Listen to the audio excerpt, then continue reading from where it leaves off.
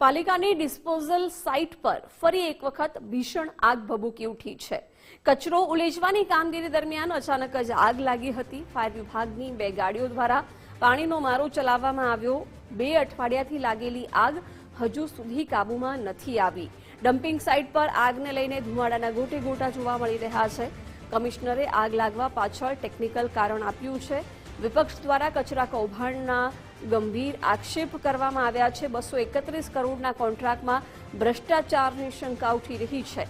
કચરાનો વૈજ્ઞાનિક ઢબે નિકાલ કરવાના બદલે આગ લગાડી હોવાનો આરોપ વિપક્ષ દ્વારા લગાવવામાં આવ્યો છે। સુરતના ખજોદ ખાતે આવેલી પાલિકાની ડિસ્પોઝલ સાઇટ પર લાગેલી આગ હજી પણ યથાવત છે। 2 અઠવાડિયાથી પણ વધુ સમય વીતી ચૂક્યો છે, પરંતુ જોઈ શકાય છે તેમ કે સુરત ફાયર વિભાગ દ્વારા હાલ પણ જે આગ ઉપર સંપૂર્ણ રીતે કાબુ મેળવવા માટે પાણીનો સતત મારો છે તે ચલાવવામાં આવી રહ્યો છે।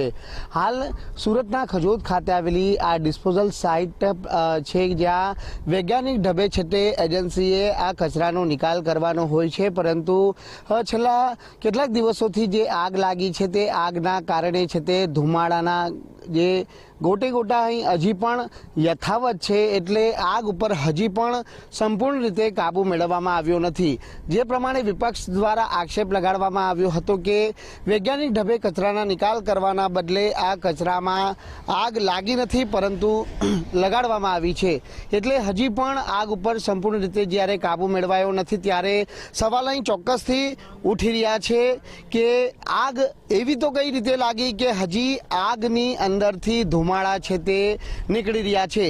ફાયર વિભાગની આ તસવીરો કે ફાયર જવાનો દ્વારા આજે પણ પાણીનો મારો છે તે હાલ ચલાવવામાં આવી રહ્યો છે। એટલે હજી પણ સંપૂર્ણ રીતે આગ ઉપર કાબુ છે તે ફાયર વિભાગ દ્વારા મેળવી શકાયો નથી।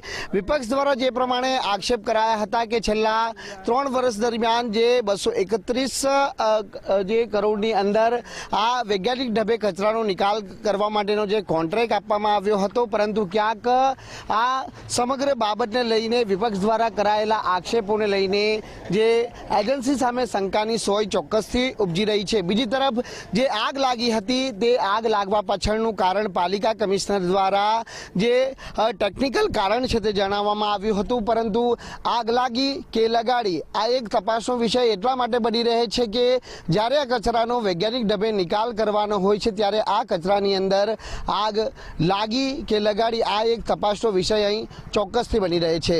કેમેરામેન વિરલ વ્યાસ સાથે રાકેશ બ્રહ્મભટ્ટ, ગુજરાત ફર્સ્ટ, સુરત।